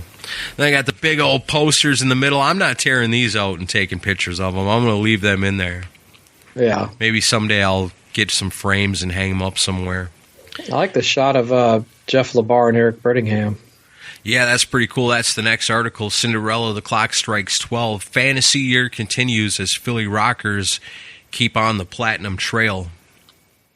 Tom Kiefer says, it's nice to make some money, but we remember when we really had to struggle. My brother had a Night Songs t-shirt, and I basically claimed it from him. Nice. My grandparents got me this album for Christmas one year. I'm pretty sure somebody must have had to help them figure out which one to get me. But it would be funny if they came out with like the Cinderella animated soundtrack. You said you wanted Cinderella. Well, I've told stories about my grandparents before and how they would do stuff like that. Like they brought me the New Kids on the Block shirt, and my grandma thought like some soap that was called Poison had something to do with the rock band, and they got me like a birthday cake one time that had collegiate wrestlers on it. But I love my grandparents so much. But this time they got some good advice, and they got me Night Songs for Christmas. And like I said, it's got to be right about this time that is when I'm starting to get into all this music. Yeah, same here. I became pretty much obsessed right around the time this magazine came out. Yeah, me too. That's why it's cool to look at this like we are today. Here's another one, Dockin', Nothing But the Truth. LA rockers gear up as work on their new LP nears completion. Got some cool pictures of Jeff Pilson and George Lynch rocking. We want to get in charge of our career. Oh, Don Dokken at this point is the band's only remaining LA resident. Huh. What everybody else went. We all realize that when someone is 15 or 16, like a lot of our fans are, they want high energy and excitement. I'm certainly not 15, and I still want it too. But sometimes the kids go too far. Some of them come to the show just to make trouble. We had a gig in Tacoma last time, and somebody actually got killed during the concert. Isn't that unbelievable? How could anyone be so totally irresponsible? But people have to realize that it was one asshole kid who was fucking up, not the whole crowd. And it certainly wasn't the band's fault. We really go out of our way to have a positive image, he added. We're certainly not goody-goodies, but we're not into any of the negative bullshit either. I'm glad we never got associated with any of that devil-worshipping stuff, even by the conservative action groups. We all believe that kids need a positive influence these days. I can't stand it when I hear those black metal bands singing death to your mother as she screws your brother while she's putting snot all over his ice cream. Is that what black metal bands sing about? According to Don Dokken, that's what it's all about. We've really been missing out over the years. I had no idea. I know. I got to start buying some records. Here's another good one. These guys are a little goodier than Dokken even. Striper, Heaven Sent. God Squad proves metal and religion mix. Robert Sweet says, if we were sacrificing animals on stage, then that would bother me. I'm glad he came clean about that. I just see Stryper sacrificing animals on stage. Old Testament style. Yeah. Let's see. To Hell with the Devil is a pretty controversial title. How did you come up with it? One night on the last tour, I was in the back room of our tour bus, and the title just popped into my head. To Hell with the Devil. I thought, that's the truth. It really goes with what we're saying, and it's catchy. So I asked the other guys how they felt, and they said it was pretty cool. So we decided to use the name. And then Michael and I wrote a song to go with it. Yeah, Robert was, I don't know if he still is, but he was pretty heavily involved with the songwriting back in those days. Yeah. This is pretty wild. This reminds me of something if Bob Kulick would have been a little bit bigger in 87, he'd have been in on this. Metal Master proves to be Deaf Diamond Prognosticator. Dio. Baseball predictions 1987. This is where Bob Kulick got the idea from. Maybe. This whole article is basically Ronnie James Dio breaking down his predictions for what is going to happen in the baseball season of 1987. Who did he pick to win? What was your team? I don't know who he picks to win, but he breaks down each team. What was yours? Atlanta? Yeah, Atlanta. They sucked ass back then. Let's see what he says. The Braves. Dale Murphy and not much else. Yeah. But that guy comes as close to being a one-man team as anyone in the game. That was the truth. That rings true. Yeah, Dio knows what he's talking about. The Brewers, he said, they were a real solid team a few years ago. They even won the division, but they've fallen apart. Last place. But, man, that is a super awesome photo of Dio to go along with it. It almost looks like a portrait. I wonder if that's a Glenn LaFerman pick. It says... It looks like it says Glenn LaFerman. Gene Kirkland? Oh, I already heard of that guy. Huh, I have no idea either. He's got a little bit of eyeliner on. Here's a pretty cool advertisement. This one's called, They Were the Stars of Tomorrow, and Now They're the Legends of Today. Hit Parader presents The Wild Bunch, a solid hour of metal mayhem. Your very own Hit Parader curated cassette tape that features 18 metal masters, including some bands you've heard of, some bands you have not heard of, maybe. Lizzie Borden, Castle Black. It's B-L-A-K. You ever heard of that? Nope.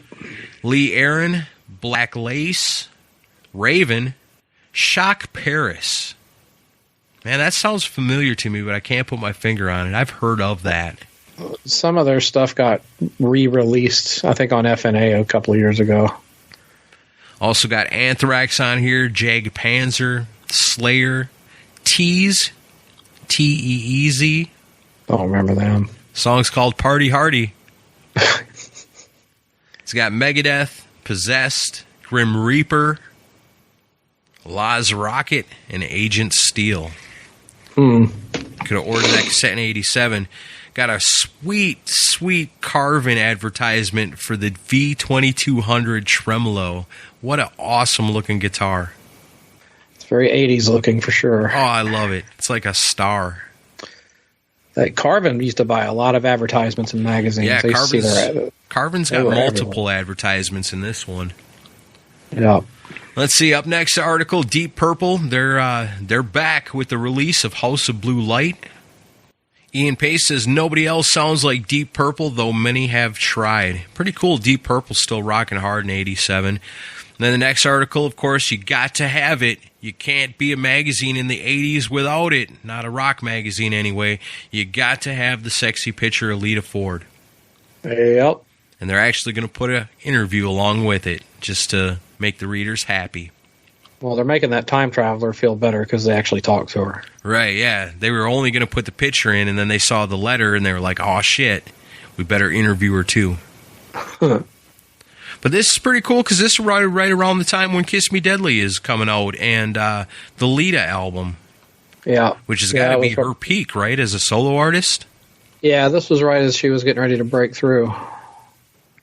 She says, I don't mind selling millions of records, but I want to do it my way. When we last checked in with the lovely Lita Ford well over a year ago, she was completing a new LP then called The Bride Wore Black.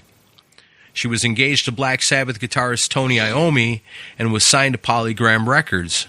Times have certainly changed. That LP was shelved, as was her engagement to Iommi, and she's also changed record labels. But despite all the shifts in her life, Lita is happy as a pig in shit and is anxious for the world to hear her latest vinyl opus, Kiss Me Deadly, which should be out within the month.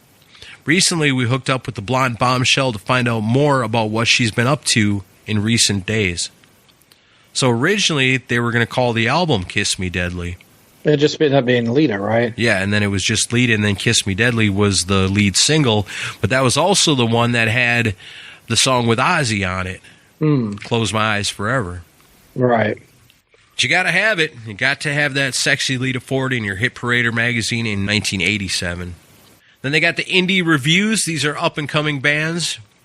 Let's see. I've heard of Creator. Yeah. They're on here. Creator gets 1 star. You got a band in here called Joined Forces from New York City. They give them 3. Omen, Dr. No, each get 3 stars. But the only artist on here to get 4 stars is something called Lisa Dominique and the Marino Band. It says, beautiful Lisa Dominique has made quite a reputation for herself over the last couple of years, emerging as England's latest metal songbird. On her latest 3-song EP, The Big Kiss, Lisa appears to be reaching out for a broader audience. Sure, such cuts such as Act Tough and Dreammaker still rock out with a fury, but with the production assistance of former Bowie main man Mick Ronson, a degree of polish has been added that earmarks Dominique as a lass with aspirations for the big time. Now, they must have thought that was going somewhere, but apparently not. I've never heard of this. Never heard of that either. Might be something to look into. Well, you got Doug Marks for the guitar players, and if you want to be a singer that kicks a lot of ass and breaks a lot of glass, then you need Jim Gillette's Metal Power. I remember those. Jim Gillette was once singer of Nitro and the original lead singer of Tough before Steve Rochelle came along, and he was the vocal instructor that was in a bunch of these magazines back then. Have you ever wished you could hit those scorching high notes? If so, Metal Power is for you. Instructor Jim Gillette has combined extensive opera training along with his own unique style to create a method of singing guaranteed to improve your range and power. His ads were all over the place, too. This was before he did Nitro, wasn't it? I don't know if it was before Nitro or around the same time. I mean, we're talking 87, so it couldn't have been that far off. Yeah, I'm not sure. But yeah, I remember these ads, and people say, oh my God, that guy can break a glass with his voice. I remember all that stuff. Yeah. Yeah, they got all different lessons you can order. What's cool here is, I mean, we're talking like 1987, so all these guys got the massive hair. And I remember being a kid, look at these magazines and look at the rock stars and be like, how the hell do they get their hair to do that? You know, I wanted to be a rocker. I wanted to have cool-ass hair, but a normal person can't grow their hair that way. Well, if you stop and you look at the page that's got Jim Gillette's Metal Power on it, and you go all the way down to the tiny left corner of the page, they got a little phone number down here that you can call, and it goes for Long Hair Rocks. So those are the people that worked on his hair? Long hair specialists. I didn't know there was such a thing, but I mean, back then, nobody knew about hair extensions and things like that. Probably pretty lucrative business at the time. Most definitely. Certainly not some kid in Wisconsin reading a magazine.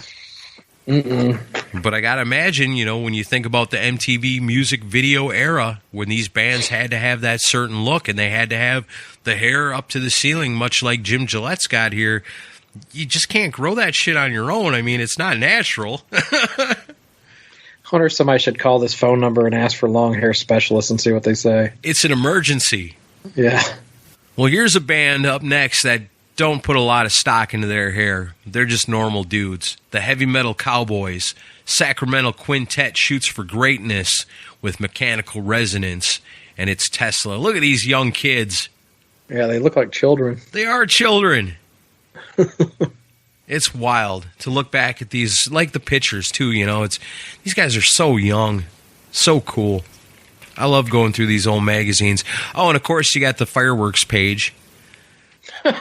Tall Paul Fireworks? Tall Paul's Fireworks. In case fireworks are illegal where you live, get your fireworks where all your favorite rock stars get them. You need your whistling moon travelers. You need your cluttering bee rockets. You need your... Oh, geez, there's all kinds. I don't remember ad for fireworks. This is the first time I've seen this. Get your jumping jacks and your butterfly rockets the same place as Don Dockin. All kinds of different stuff here. Yeah, I don't remember a whole lot of fireworks ads in the magazines either. I wonder if this was something that got cracked down on. Probably is. Because it was, young kids reading these rock magazines, looking for trouble. Nothing spells trouble more than fireworks. Yeah, it's probably highly illegal. Yeah, I would imagine that this may be the last appearance of a fireworks ad in a rock magazine. So you can get vocal lessons to break glass, you can get fireworks, and you can get a necklace that has a swastika on it. You're covered. And hair extensions. Yeah. You got it all. Everything you need is in this magazine if you're alive and well, living in 1987. Right. Of course, you got to have the Bon Jovi picture. God, he's handsome. Look at that handsome devil. No wonder the ladies went crazy for this guy. Yeah, he had the hair. John and the boys keep rocking as Slippery When Wet passes 5 million sales plateau. Yeah, you couldn't go anywhere without hearing those guys. Yep, they're number one, all right, in the world of rock in 1987. This is kind of my favorite part to look back on, is the T-shirts and the jerseys and the necklaces and all the cool things they got. I love looking at these old ones. These are things like when I was a kid, I would just, man, if I had the money, I would get that Kiss T-shirt, and I would get that Motley Crue shirt, and I would get this, and look at that Ozzy, and I'd have these all circled in my magazines when I was a kid for all the ones that I wished that I could have. Yeah, me too. This one's pretty cool. I like how they got like the Slayer and the Poison right in the same area. I had that Kiss Animalize one back then. That's a badass shirt. I like that. Yeah. It faded really badly, but yeah, I had it back then. Because I got to imagine these are like a lot of them probably bootleg shirts. I had the Asylum shirt, but it was faded so bad that eventually it was like, well, it just looks like shit now. Well, it might have looked better than the cover. Maybe. Can't hurt. I remember I used to really want the Metallica Metal Up Your Ass shirt. I had some friends that had that one. Yeah, that was badass. I had a kid get thrown out of school for wearing that one. Nice. Badge of honor. Yeah. You need $8,000? Can you draw an elephant? No. Then you can draw Snuffy and get $8,000. Yeah, my brother used to enter all these things. But he never got nothing, did he? Nothing. That son of a bitch, Snuffy. Stealing kids' dreams. I like this a lot. Ron Keel is in this magazine. I saw that. He's the man that's trying to entice you to subscribe to Hit Parader. You save $5 off the newsstand price, and Ron Keel knows when you're pioneering the final frontier, all you need are two things: the right to rock and Hit Parader. He says, I want to be the guy to play heavy metal in outer space. That's how Cadet Keel tells it. I'm sure Hit Parader will be right out there with me. That's quite a come hither look Ron's giving in this photo. I need to send this picture to him. I bet he'd get a laugh out of seeing it again. You know you want to subscribe to Hit Parader, baby. Hey, Ron, look seductive. Look seductive, like you're trying to sell a beautiful woman a Hit Parader magazine. Exactly. I love the pink shirt, too. Yeah, the back pages of the Hit Parader are always cool. Got the lyrics and everything. Look, there's some Vinnie Vincent Invasion even for you. Oh, lovely. Got some badass picture discs. Got the Metallica Creeping Death and the Kiss one. I don't know what that is. I don't either. I don't think I ever saw that one. But that's from the good old Hot and Heavy classic rock magazine standards. What is Skunk Buds? I don't know. What is this? Order it's just now some stupid and catch shirt. The drift. Because there's nothing like a good bud. It is. It's just a shirt. Okay. I thought maybe they were selling weed in the hit parader. It might have been a front for it. Could be. Order a t-shirt, get an eighth. Oh, shit. The next one's great. Spandex pants. Yeah, you got to have the spandex pants, Metal Express clothing from Tucson, Arizona. And then, of course, the shark tooth earring. Yes. What good is the spandex pants and the hair extensions and all that without the shark tooth earring? You got to have that. And the swastika necklace. Yeah. Send $4 for a single or $7 for a pair. It's 1987. You know you got to have it. Do you remember back in those days, they used, and I get, this is sensitive time, so just bear with me, listeners. But back in the day, if you were a guy, you had to wear one earring. If you wore two, it meant something. And then it had to be in your left ear also. Yes. Yeah. There were rules on earring etiquette. I know. That's funny because I've never had my right ear pierced all these years. That scarred me from being a kid. Because I knew a kid who came in one day with his ear pierced because that was a thing. Like, here's how funny. We'll talk about 1987 for a second, just off the cuff. But when I was a kid in 87, I wanted my ear pierced so bad. I wanted to be a rocker with an ear piercing. And my parents were just like, no, you're not doing that. And so what I would do is I would pierce my own ear. I pierced my own ear with a thumbtack on a school bus. Ooh. And stuck an earring in it because I wanted it so bad. And I would wear it all day at school, and I would take it out at night when I was around my parents, always keeping my head turned so that no one would ever notice. And then at night when I'd go to bed, I'd put it back in so that it wouldn't grow closed. Right. Take it out in the morning, back on the bus, and we did that. That's so dumb when I think back on it, but it was so important to me, I guess, in 1987-ish. But I knew a guy that got his ear pierced, and he got it pierced on the right hand, the right earlobe. And he was ridiculed for it. You know, and like you said, you know, these are different times back then, and nobody said, hey, who cares? You know, you just didn't want to get picked on because you were in the junior high, and he got ridiculed for it, so it was like it became a thing. Now, I've had multiple earrings, but they've always been in the left ear, and I've never had my right ear pierced because of it. Yeah, I did mine once. I used a needle and an ice cube and did it, and it still hurt like hell. Yeah. And it didn't get infected, but I didn't have the vigilance to keep it open, so I think it lasted for a couple days. I was like, oh, screw it, I don't need it. You got to be pretty tough and pretty motivated to pierce your own ear. Yeah, it wasn't as cool as I thought it was when I did it, so I was like, all right, I don't need it. And then they got a bunch of other cool stuff in here. They've got, you see the one with... Play guitar in 7 days. That's always the classic. That's what a metalhead wants to see. Like, I need to learn how to play guitar like Robin Crosby. Yeah. Picture of the chick smiling with the acoustic guitar.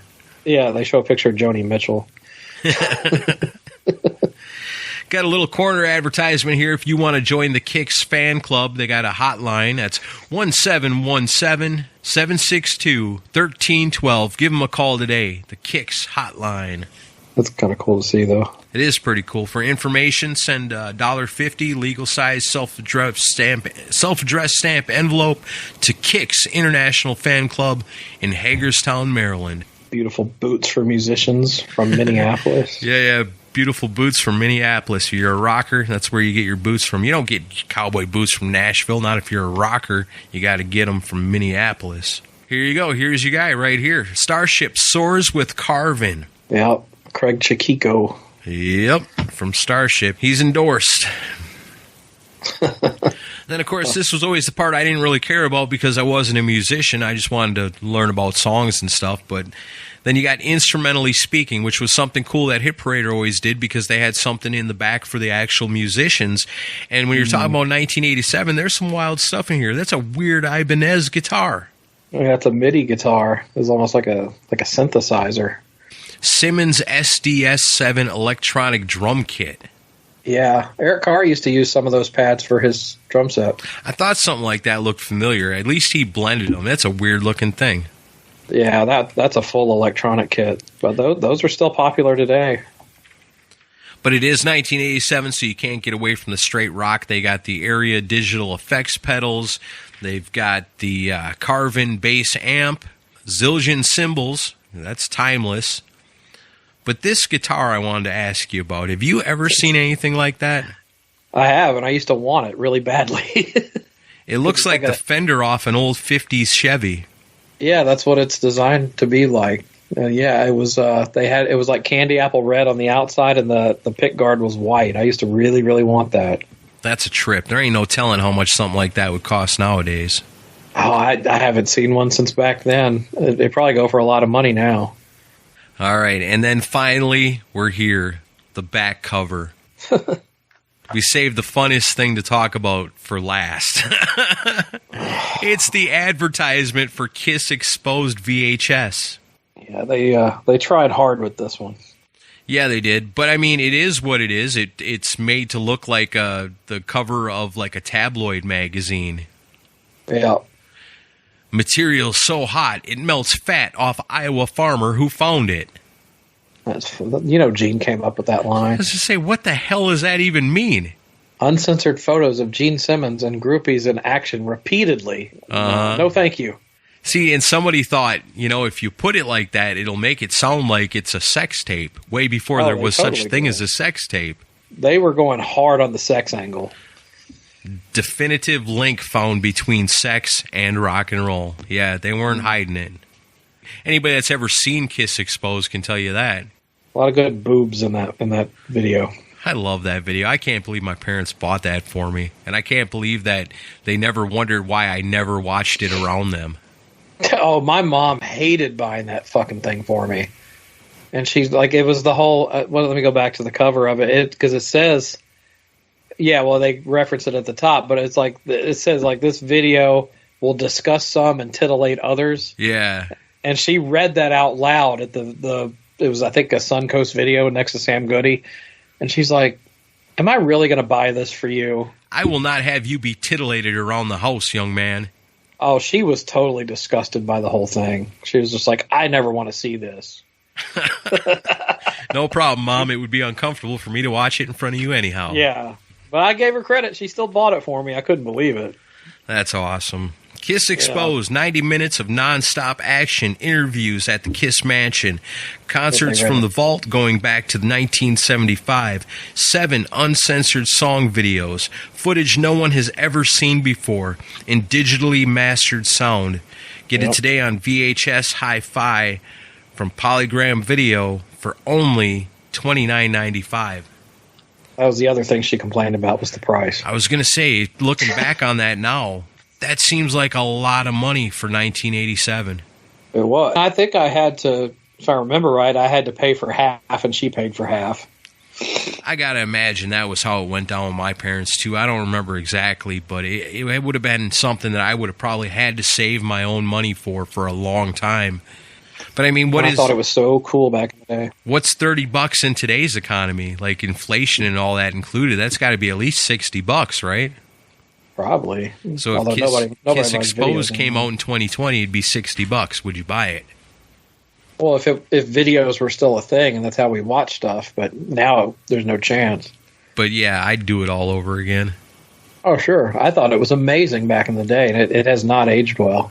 No, it definitely hasn't. And it's funny to think back as a kid in around 87, 88, whenever I seen it for the first time, I totally bought it. I thought it was 100% legit. I thought that's how those guys really lived. I thought that was their house. They lived there together.